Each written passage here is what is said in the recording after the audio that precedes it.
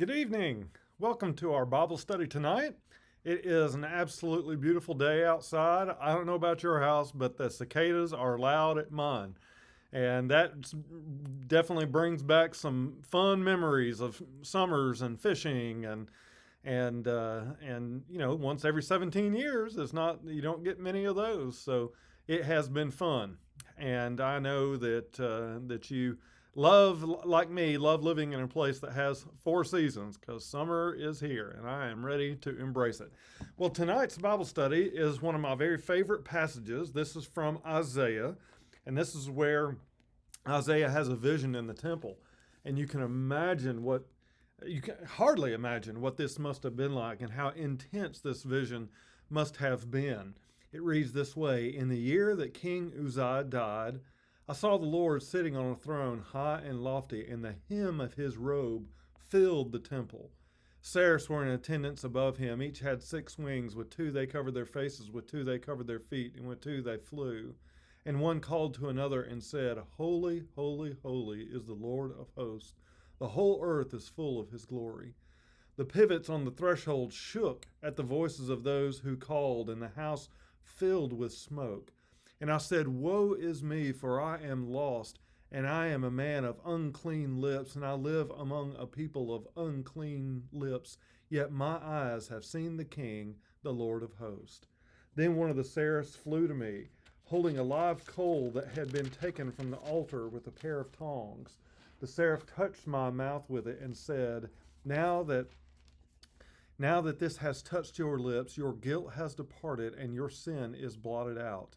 Then I heard the voice of the Lord saying, Whom shall I send? And who will go for us? And I said, Here am I, send me. And he said, Go and say to this people, Keep listening, but do not comprehend. Sounds odd, doesn't it? Keep looking, but do not understand. Make the mind of this people dull, and stop their ears, and shut their eyes, so that they may not look with their eyes, and listen with their ears, and comprehend with their minds, and turn and be healed. Then I said, How long, O Lord? And he said, Until cities lie waste without inhabitant, and houses without people, and the land is utterly desolate, until the Lord sends everyone far away, and vast is the emptiness in the midst of the land. Even if a 10th part remain in it, it will be burned again, like a terebinth or an oak whose stump remains standing when it is felled. The holy seed is its stump.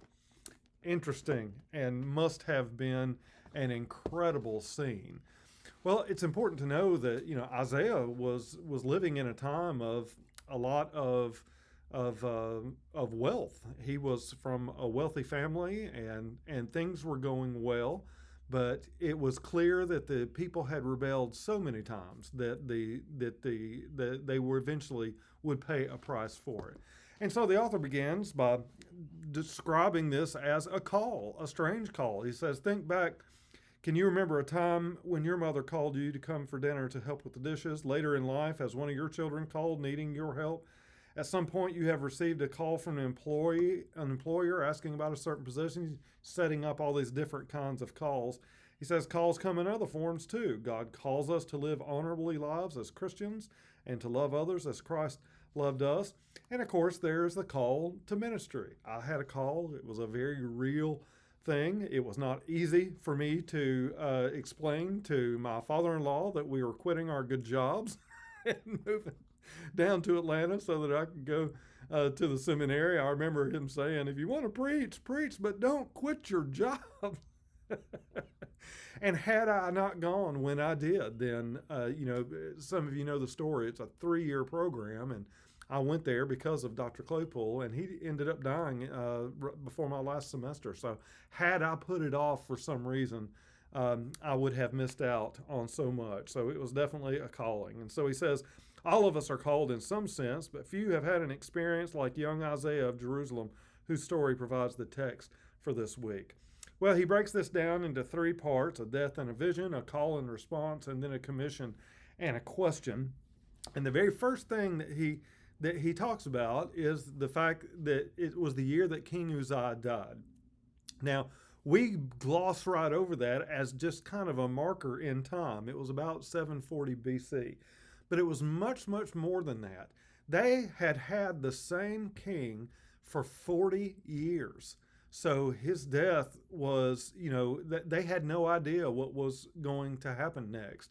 And so they were all very scared. It was a time of turmoil for the whole country. And it is at this moment that Isaiah goes into the temple and has this incredible encounter. He says Isaiah's first person reports that he felt transported to the main sanctuary of the temple. This would be the Holy of Holies, where the Ark of the Covenant was kept, and it had two seraphs on it. These cherubim that crown the ark with their wings towards each other. You've probably seen a picture of the ark before and can picture that in your mind.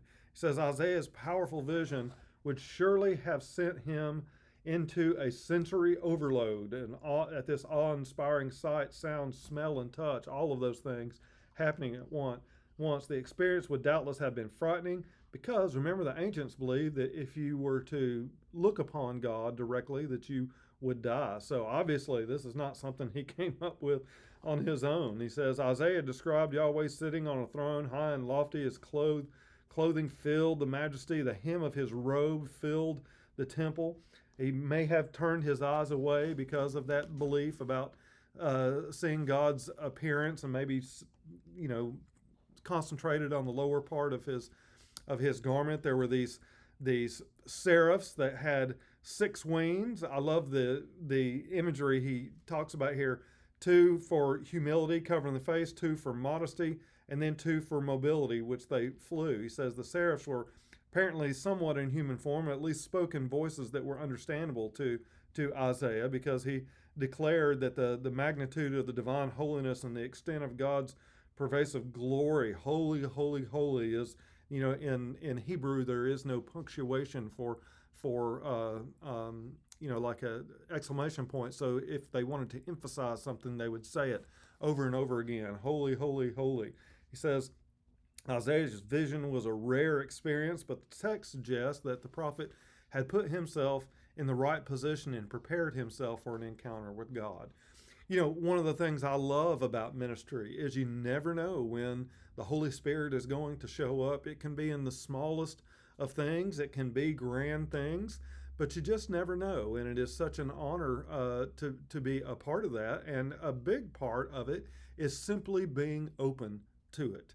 And, I hope you hear me talking a lot about that for our church. What should, can you prepare for something like this? Well, yes, because you are open to it. And the way I say it is, we are open to what God might do next in our church. He describes these next couple of verses as a call and response. He says this gloriousness just washed over Isaiah like a tsunami, leaving him supremely aware of how small and unworthy he was. He says his words may reflect the fear of imminent death because of seeing God, but as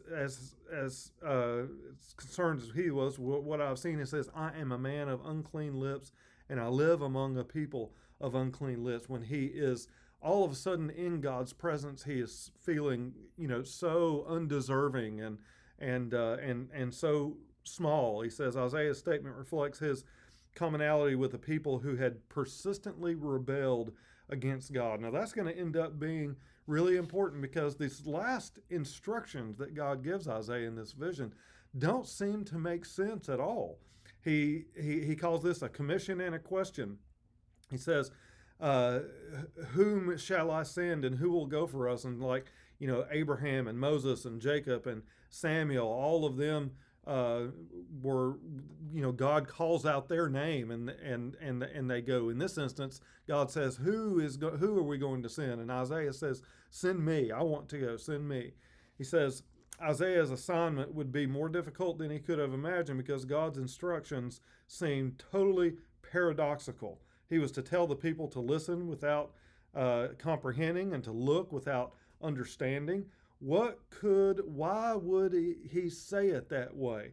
And it only makes sense this way, that the people had rebelled so many times. God had said to them so many times, listen to what I'm saying, look at what I'm doing, and they rebelled against that. Now God is saying, okay, don't. Now you're not going to understand, but your punishment is definitely coming. And that is exactly what happened, because in a few years, the Assyrians came through, overtook the northern kingdom of Israel, destroyed all the cities, laid siege to Jerusalem, even forced the king to pay tribute to him. So he says, proclaiming such a message may still seem strange to us, but it appears that the verdict had already been given. The Hebrews' collective transgression had earned them a prison sentence to be fulfilled in a future time of exile. So Isaiah's preaching was to make abundantly clear what was about to happen and why it would happen, with no plea bargaining allowed. He says, such preaching may seem totally counterproductive to us, but it could have been an intentional rhetorical strategy. If Isaiah's audience was stubbornly refusing to hear his call for change, the prophet's insistence that God didn't want them to hear and understand might goad the people into listening more closely and responding with repentance. I remember this. My dad telling me a story when I was a little boy. I was supposed to take a pill or something like that, and my sister kept trying to get me to do it, and Dad finally interrupted her and said, "Drew, don't eat that pill." And then, of course, that worked. He says, our land, no less than Isaiah's, is occupied by a people of unclean lips. Boy, isn't that the truth? He says, and not just because of bad language. Even when it seems hopeless, God calls us as lights that shine into the darkness of this world and to call other persons out of the gloom. Saying, don't be a part of the ugliness. Don't add to it. He says the echoes of God's call to Isaiah will reverberate for as long as there are people in need of God's love. Whom shall I send, and who will go for us? And the question is it going to be me? It is my firm belief that all of us have a call to some degree. It can start with being open. It can start with refusing to be a part of the problem. It can start with continuing to love no matter what. And it can be a willingness to step forward and be the one called. Well, it is so good to share with you tonight, and I so look forward to seeing you on Sunday. We are going to have a little observance of Memorial Day at the beginning of the service. It's going to be a special day. I look forward to seeing you then. Go in peace.